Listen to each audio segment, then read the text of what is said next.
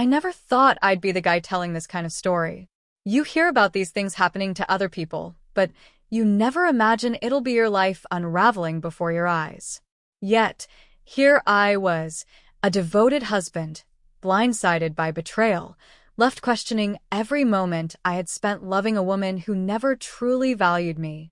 My wife, Amanda, and I had been married for 8 years.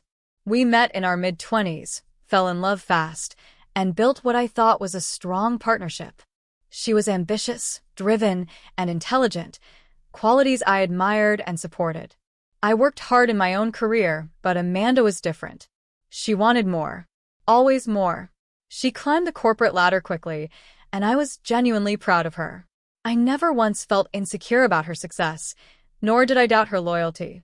That changed on the night of her company's annual party. The party that changed everything. Amanda had been talking about this event for weeks. She was excited, saying it was an exclusive gathering hosted by her firm's CEO. Only the top performers were invited. It was supposed to be a night of celebration. When she told me she wanted me to come along, I was happy, proud even. It wasn't often that spouses were invited to these corporate parties. But there was something different about her that night. She dressed up more than usual, wearing a sleek, figure-hugging dress that I had never seen before. I complimented her, but she barely acknowledged it, busy fixing her hair and checking her phone. I tried to brush it off, telling myself she was just excited. The party was held at a luxurious rooftop venue downtown. Everything about it screamed wealth and power. As we walked in, Amanda's colleagues greeted her warmly, some congratulating her on a recent project success. I stood beside her, smiling, sipping my drink, trying to keep up with the conversations. And then I met her boss, Richard Sterling. Late 40s, tall, charming, the kind of man who exuded confidence and authority.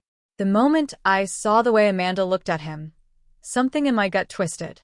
There was admiration in her eyes. No, more than that. It was the look of a woman who wanted to impress a man. I tried to ignore it. Maybe I was reading too much into things. But as the night went on, I couldn't ignore the signs. Amanda barely stayed by my side. She floated around the room, engaging in deep conversations with her colleagues, laughing a little too hard at Richard's jokes. When she introduced me to him, Richard gave me a polite but dismissive handshake. "So, you're Amanda's husband, huh?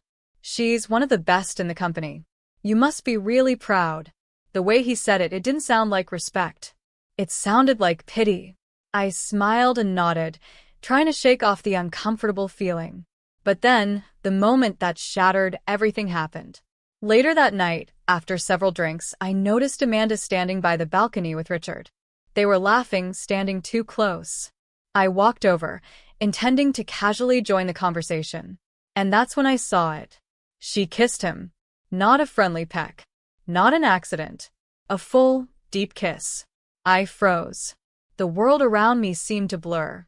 My own wife, the woman I had loved for almost a decade, was standing there, her lips pressed against another man's, her body leaning into him. When they finally broke apart, Richard smirked. "Looks like your husband saw that." Amanda turned to face me. Instead of guilt, instead of regret, she rolled her eyes and laughed. "Oh, relax, Jake. Don't be such a prude. It's just a kiss." "A kiss?" I could barely find the words, my hands trembling as I clenched my fists. "What the hell, Amanda?" She scoffed, flipping her hair back. "God, you're so sensitive." "It's just fun, Jake. You're acting like some insecure little cuckold." Cuckold. The word hit me like a freight train. I looked around. Some people had noticed. Some were smirking, some whispering. I felt humiliated, degraded in front of strangers. In front of her boss. And Amanda? She didn't care. That was the moment I knew. This wasn't a mistake. This wasn't just fun. This was who she had become. 3. The quiet revenge. I didn't make a scene. I didn't yell. I didn't demand answers. Instead, I turned around and walked away. Amanda didn't follow me. She didn't try to explain. That told me everything I needed to know. By the time I got home, I knew what I had to do. I packed my bags. I wasn't going to give her a chance to spin this, to gaslight me into thinking I was overreacting. No, I was done. Over the next few days, I moved out. I filed for divorce. I blocked her on everything. I vanished from her life before she even realized what hit her. She tried reaching out, of course. At first, she was indifferent, acting like I was overreacting. Then, as reality sank in, the messages became apologies. Jake, let's talk. Don't throw this all away over something stupid. It was just a moment. I was drunk. Please don't do this. You're being so childish.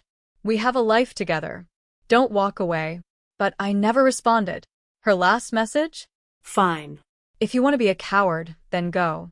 You were never man enough for me anyway. And that was it. That was all I needed to know, that leaving was the best decision I had ever made. 6 months later, I ran into one of Amanda's coworkers at a coffee shop.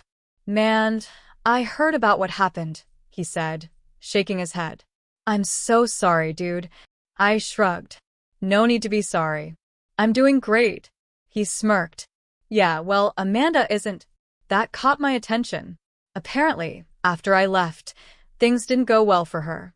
She and Richard didn't last. Turns out, he had been stringing multiple women along in the office, and Amanda was just another conquest. When he got bored, he moved on to someone else, someone younger, someone newer. She tried to salvage her reputation at work, but it didn't matter. People talked. The story spread. The once respected Amanda became a joke in the office. And me? I moved on. I found peace. Because I realized something important. A strong man doesn't fight for someone who doesn't respect him. Amanda thought she could humiliate me, break me, make me feel like less of a man. But in the end, she was the one who lost everything. And I walked away with my dignity intact. And that was the best revenge I could have ever given her.